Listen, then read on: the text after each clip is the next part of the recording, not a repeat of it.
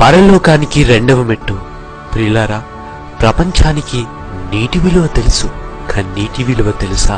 ప్రాంతాన్ని బట్టి త్రాగే నీరులో అయినా మార్పు ఉంటుందేమో కానీ కన్నీటిలో మార్పు ఉండదు.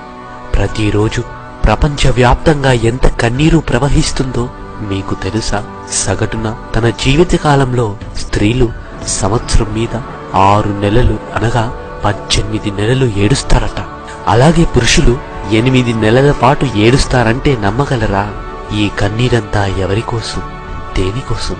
నవ్వినా ఏడ్చినా కన్నీళ్లే వస్తాయని చెబుతున్న ఈ ప్రపంచం విలువైన తమ కన్నీటిని దేనికోసం వినియోగిస్తుంది? ప్రతి మనిషి 60-70 ఏళ్ల తన చిన్న జీవిత కాలంలో ఆశలు తీరలేదని, ఆశించింది దొరకలేదని, కోరుకున్నది దక్కలేదని, అనుకున్నది ఒరగలేదని కన్నీటిని కారుస్తున్నారు.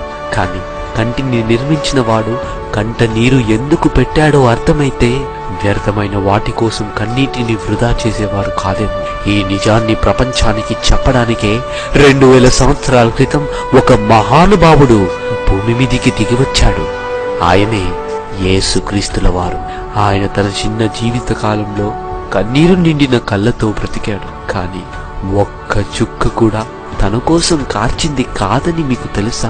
భూమి మీద ఏదో దొరకలేదని అందరిలా ఆయన కన్నీరు విడవలేదు. దేవుని మాట వినలేని స్థితిలో, అజ్ఞాన దశలో ప్రపంచం నాశనమైపోతుందని కన్నీరు విడిచాడు. తండ్రి పనిలో యేసు కార్చిన కన్నీరంతా కన్న తండ్రి కవిలలో వ్రాయబడింది. ఆయన దగ్గరున్న బుడ్డిలో తండ్రి దాచుకున్నాడని మీకు తెలుసా?